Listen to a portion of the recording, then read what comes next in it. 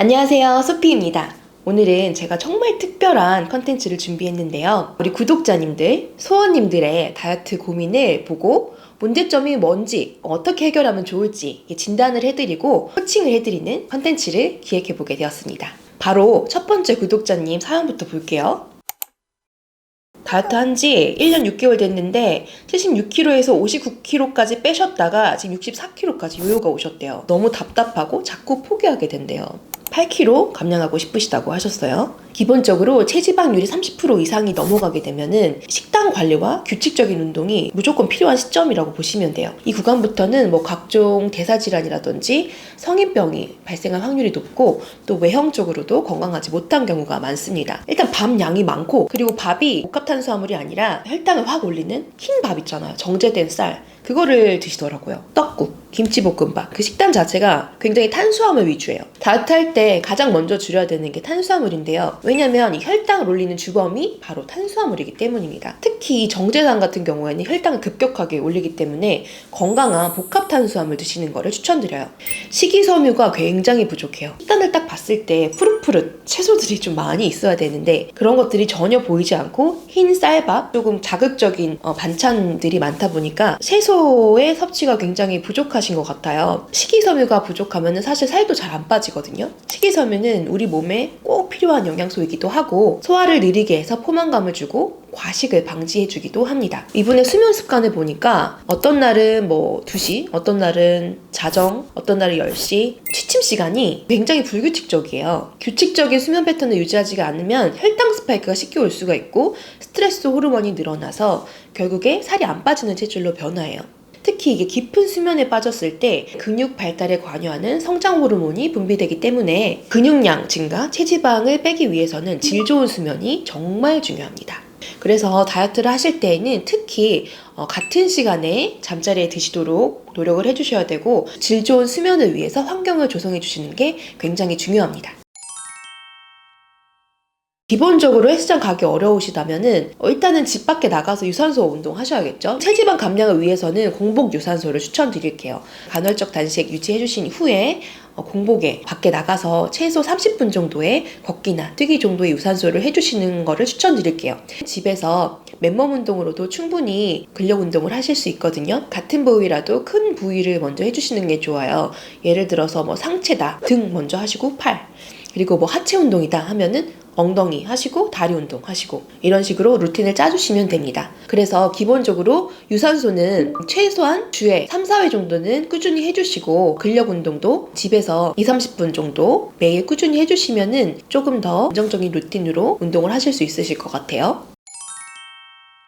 시간이 부족한데 가장 고효율의 운동을 하고 싶다라고 하시면은 인터벌 트레이닝을 추천드립니다. 한 연구에서는 인터벌 러닝을 한 그룹과 일정 속도로 러닝을 한 그룹을 비교했을 때 이 절반 정도의 운동 시간만으로도 인터벌 러닝이 비슷한 효과를 봤다고 해요. 초보자분들은 러닝머신 할 때 한번 이렇게 해보세요. 처음에 워밍업으로 한 속도 2, 3 정도 두고 5분 걷기 하다가 스텝 1 속도를 한 5, 6 정도 놓고 2분을 빠르게 걷기 하는 거예요. 그리고 스텝 2 속도 90 정도로 두고 1분 뛰기, 그리고 스텝 1과 2를 5번 정도 반복하는 거예요. 그리고 나서 쿨다운 속도를 2, 3 정도로 낮춘 후에 3분 정도 걷고 마무리하는 겁니다. 초보자분들은 처음에 너무 힘들 수 있거든요. 무리 가지 않은 선에서 천천히 하시다가 강도를 높여 가시는 거를 추천드립니다. 과식한 다음날 굉장히 몸이 무겁게 느껴지고 부은 것 같잖아요. 나트륨 때문이거든요. 나트륨을 배출하기 위해서는 평소보다 수분을 굉장히 많이 섭취해 주셔야 되고, 또 이 나트륨 배출에 도움을 주는 야채들이 있어요. 예를 들어 방울토마토, 브로콜리, 오이 같은 거, 그런 거를 수시로 섭취해 주시는 게 좋습니다. 그리고 과식을 하셨다면 아침 식사는 과감하게 패스하고 간헐적 단식 시간을 늘려서 위가 쉬게 해주는 게 좋습니다. 첫 번째 식사는 간단한 샐러드를 드시는 거를 추천드릴게요. 과식을 했다고 해서 이게 바로 체중 증가로 이어지는 게 아니기 때문에 나를 자책하지 않고 원래 패턴으로 빨리 돌아가서 열심히 운동하고 식단하는 게 가장 중요합니다. 과식한 다음날 어떻게 해야 되는지 좀 더 궁금하시다면 이 영상을 참고해주세요. 자, 두 번째 구독자님 사연 볼게요. 입이 짧아서 많이 먹는 건 아닌데 좋은 음식으로 먹는 게 아니라서 뱃살이 많은가 싶어요. 운동이 습관이 안 되고 먹는 걸 자제를 못해서 고민입니다. 다이어트 목표는 체지방 감소, 체지방률을 20% 중반으로 떨어뜨리는 거예요. 이분 인바디를 보니까